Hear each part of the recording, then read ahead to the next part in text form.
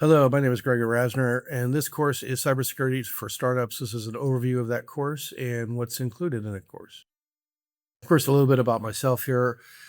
Gregor Rasner, I currently run a company, a small consulting company called Third Party Threat Hunting.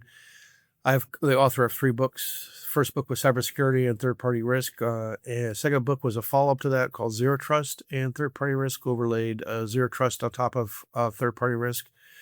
My latest book is co-authored with my wife, Maria Rasner, Privileged Access Management, Seek a Strategy for Zero Trust in Enterprise. I've also created training and certifications in other spaces, most notably a third-party cyber risk assessor certification with association and a cloud certificate as well on that course in there. I've got over 20 years of experience in cyber and risk leadership. You can see mostly a lot of it in finance, some in high tech, and then I spent some time in the service as well. Great to have you looking at this course. I hope that you were able to get you interested in taking this course. All right, cybersecurity, why it matters at a start. Let's first define what cybersecurity is. Cybersecurity protects sensitive data systems and networks from malicious attacks. In an area where information is currency, right? Information is gold now. Ensuring robust security measures not only prevents breaches, but also fosters trust among users and stakeholders. It's the foundation of a resilient digital future. So the reason why it matters is because data information is now money to some extent, right? And your customers and everybody else expects it to be secure. So it matters for a lot of reasons, but it matters because if we don't do it, we're going to have an issue with becoming a going business. And let's talk about that. Cyber threats are constantly evolving from phishing and ransomware to sophisticated malware and insider attacks. Hackers exploit vulnerabilities in software and systems and human behavior. Understanding these threats is the first step to building effective defenses. And let's give you some examples here of what happens when an organizations don't do what's required of them or expected them in the cybersecurity space as startups or as businesses.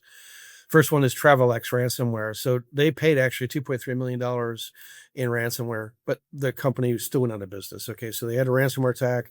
They paid the ransom, but that amount of money was enough to just break them. They didn't have enough money to really cover ongoing businesses, operations after that. So they paid the ransomware, got the data back, and then went out of business. The next one is Metasecure breach. They had a breach of 12.9 million PHI records. They were forced into bankruptcy just because the amount of regulatory burden that came down on them for it, as well as the lawsuits and everything else from the 12.9 million people that got their health records exposed. They went out of they were forced into bankruptcy. They went out of business. And last but not least, Codespaces. This is an online breach that compromised production data and backups.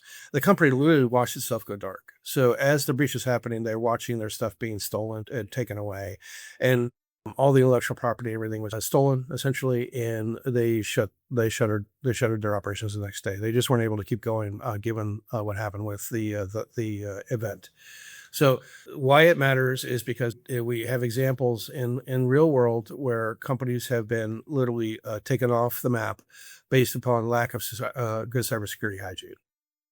The statistics don't get any better. But, by 2025, the cost of global cybercrime is predicted to be $10.5 trillion. Nearly half of all breaches involve customer PII. It takes an organization 240 days to identify a breach. 74% of all breaches include the human element. Again, the statistics aren't great. And this isn't necessarily designed to scare you, although it may. The idea mostly is to get you to understand the risk of doing nothing and why this course is really going to help you to do something. Don't panic. This course is designed to provide you with real-world, hands-on solutions. As you learn, there is nothing guaranteed in this world, but adopting the strategies, solutions, and tactics laid out in this course will dramatically lower the risk of a startup, while end as a warning to others like their previous examples. All right, let's go over just a quick overview of the course here. Section 1 is a comprehensive overview of cybersecurity for startups. In Section 2, we're going to assess and understand what your risk is. And in 3, we're going to actually identify those risks, document them, and understand how you need to ask for help and when you should ask for help. Section 4 is learning how to protect your business, hands-on training, including multi-factor authentication instances. You're going to learn in Section 5 how to detect risks to your organization, and in Section 6 how to respond to those incidents, and in Section 7, most importantly, how to recover from those incidents or potential risks. And we'll wrap up things in Section 8, conclusion and Q&A. We're going to provide a lot of hands-on practical advice in this course. This course is not designed to just do theoretical work. In fact, we're going to lean heavily into the guidance tied to National Institutes for Standard Technology, the cybersecurity framework, version 2.0. This ensures we don't miss anything and will grow with your business and threats. So backstopping this on the NIST CSF 2.0 framework ensures that we're going to hit every control or risk that we want to make sure we don't miss. And two, as threats grow and your business grows, you can leverage this framework to grow with it. There'll be lots of hands-on work here. We're not going to just talk about theoretical stuff that you should be doing. You're going to actually do work in the class to identify and lower your cybersecurity risk. We're also going to provide you with a lot of resources that you can do online and links to help your business grow and learn. Okay, so the course is roughly 3 hours. The idea here is to give you the basics and get you started, and then the work can really begin after the class. But you'll do work in the class that will be hands-on, that will get that work started.